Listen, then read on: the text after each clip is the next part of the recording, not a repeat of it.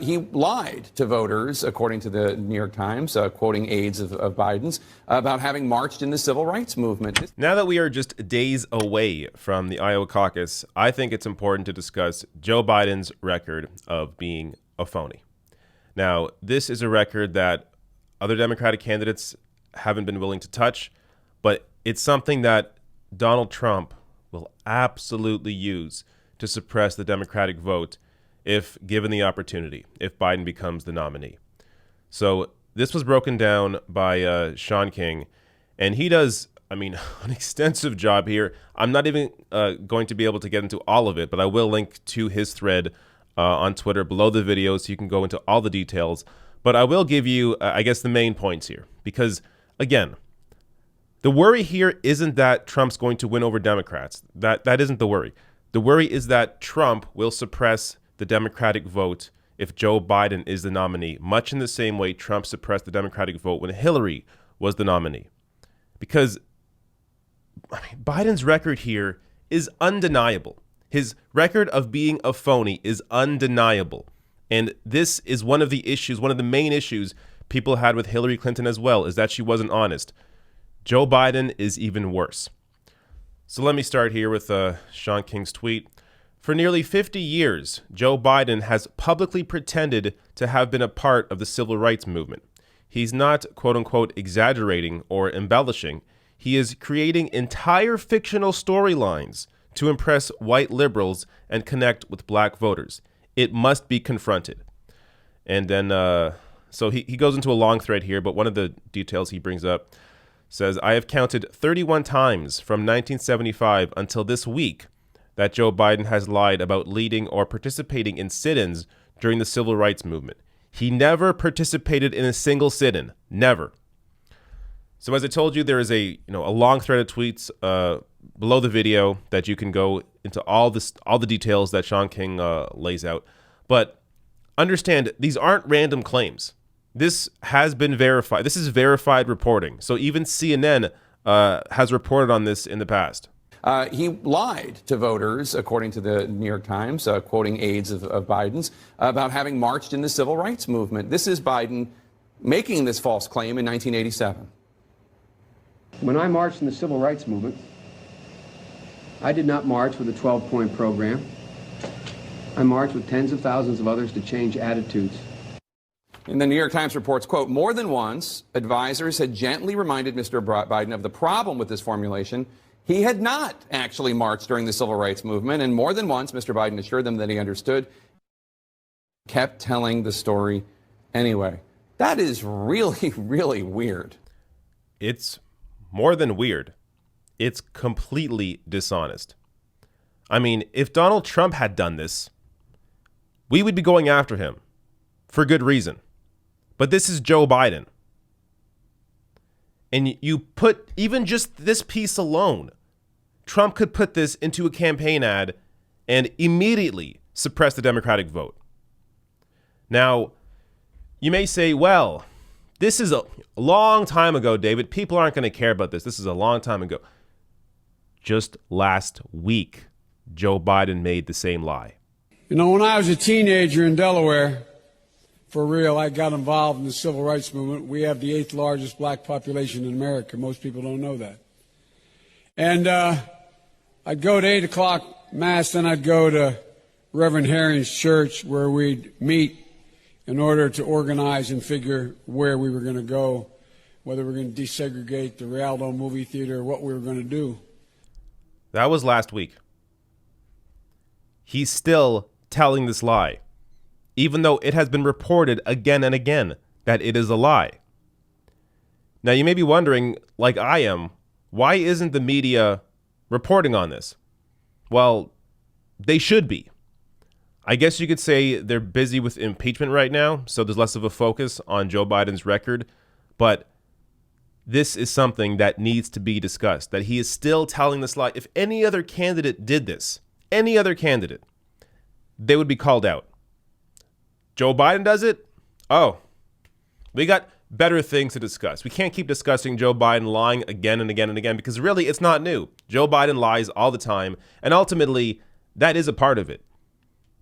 The news reports on what is different, unique, new.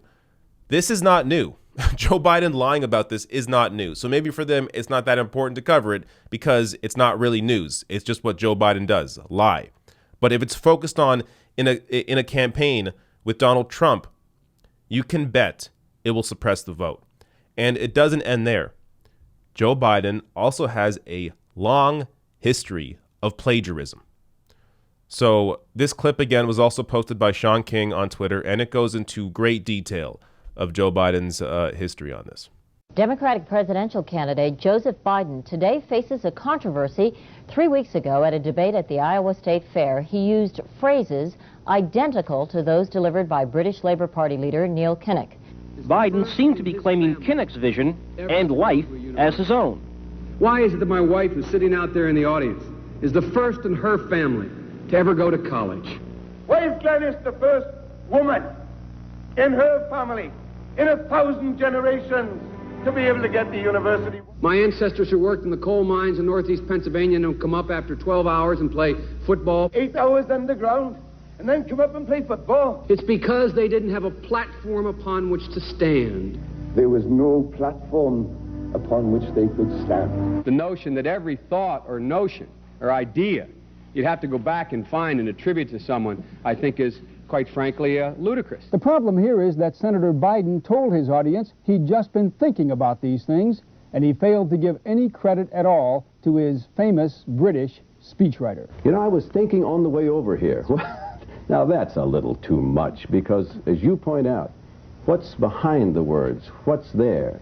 And a lot of people, the rap on Biden has always been that it's just a surface. I should have said, to paraphrase Neil Kinnock, it's the only time I didn't, in all the times I've ever used it. But CBS News found a tape of a second instance. It reappeared in the New York Times with a new charge, that Biden had appropriated a famous litany from the late Robert Kennedy about what the gross national product cannot measure. It cannot measure the health of our children, The health of our children, the quality of our education, the quality of their education, the joy of their play, or the joy of their play. Biden gave Kennedy no credit. He has also quoted or paraphrased John Kennedy, Hubert Humphrey, and British Labour Party leader Neil Kinnock, all without credit. Joseph Biden admitted today that he committed plagiarism when he was in law school. He said it was a mistake, but that it was unintentional. He quoted 5 pages of someone else's work without proper citation. I've done some dumb things, and I'll do dumb things again. He was given an F. So, ladies and gentlemen, I've been dumb. To the political community in Washington, it all seems of a piece. Plagiarism at law school, plagiarism on the stump. The great communicator. Strike that. The great imitator. You don't steal verbatim, or when you do, as he did 99% of the time, you give credit. Biden's critics say he sells himself as a man whose words and visions can inspire a new generation in politics. But if the thoughts, phrases, and visions really belong to others, it's a form of false advertising. Is it a wise idea, though, to take something that personal, anyway, from another politician and try and appropriate it to your own campaign? I think it was a stupid thing to appropriate material that was really very personal, that was someone else's. Most people didn't know who he was, you know, Joe Biden, and now they're going to say, oh yeah, he's the guy who plagiarized. That's a lot of people. Politically, that's devastating. These clips are devastating. He looks like a Joe Biden wind-up doll with somebody else's words coming out. If they're going to do things that are stupid as well as immoral, then they're probably too dumb to have the job of president. Voters are going to have to decide whether he was dishonest or dumb. Senator Joseph Biden may have more explaining to do. The new questions stem from taped remarks of Biden during an April campaign appearance in New Hampshire.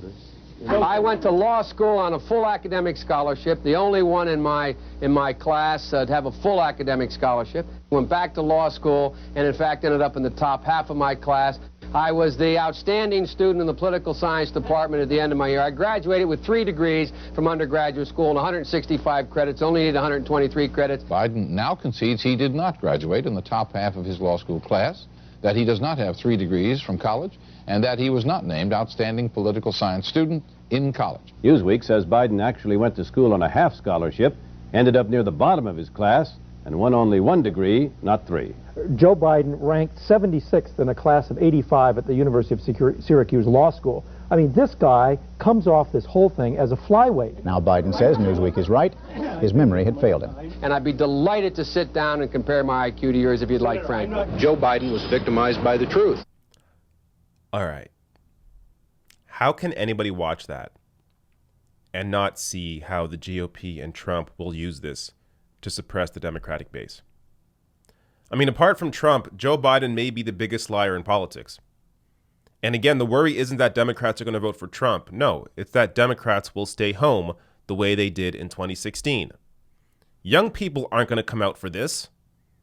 The working class voters that didn't come out in 2016 aren't going to come out for this. Progressive independents aren't going to come out for this. So you are potentially putting a nominee up with this record that is just rich of crap for Republicans to attack Biden with and in turn suppress the Democratic vote. So, I mean, if you care about actually getting Trump out of office, you have to share this. I mean, share this video or just share these clips. Again, I link it below the video in the description box. Like, share that. Make sure people in your lives know about this, because you can't support this man. You are setting yourself up to lose if Joe Biden is the nominee. Now, look, I don't hide the fact that I support Sanders, but I support Sanders because he has a record of authenticity. He's been saying the same thing for 40 years. You can't go into his history and find anything like this because it doesn't exist. Bernie has been saying the same thing for 40 years. You can go back and watch clips of him from the 80s and the 90s. You can search on YouTube. Do your own search. Find those clips. He's saying the same thing for 40 years. Meanwhile, Joe Biden has been a liar his entire career. And this, like, the idea of electability, like people thinking, oh, don't bring this up because you're hurting Biden's electability. What if he becomes the nominee? The GOP will bring this up. This is already known. All this stuff, people are already aware of it. And when it comes to the electability argument, Bernie Sanders is the most electable candidate by far, and it's not even close. Bernie brings out young people, independents, brings out working class, typical non-voters. The people that did not come out in 2016, that is the Bernie base. So the people that voted Democrat in 2016 are going to come out regardless for whoever the nominee is in 2020. But you're not going to get the young people.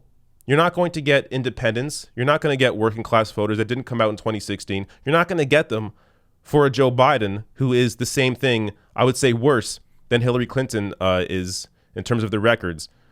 They're not going to come out for Joe Biden. So you have to go where the energy is. The energy is with Sanders. You look at polling right now. He's leading by huge numbers in Iowa, New Hampshire, California. He's closing the lead on Joe Biden in Texas. He's just 2 points behind Joe Biden in Texas. He jumped, I think, 13 points in a recent poll. Bernie Sanders jumped 13 points in Texas. And he also beats Trump in a head-to-head in Texas by a higher margin than Joe Biden does. So what does that tell you? Who is actually the most electable candidate here? It's Bernie Sanders. Joe Biden is not a risk that's worth taking.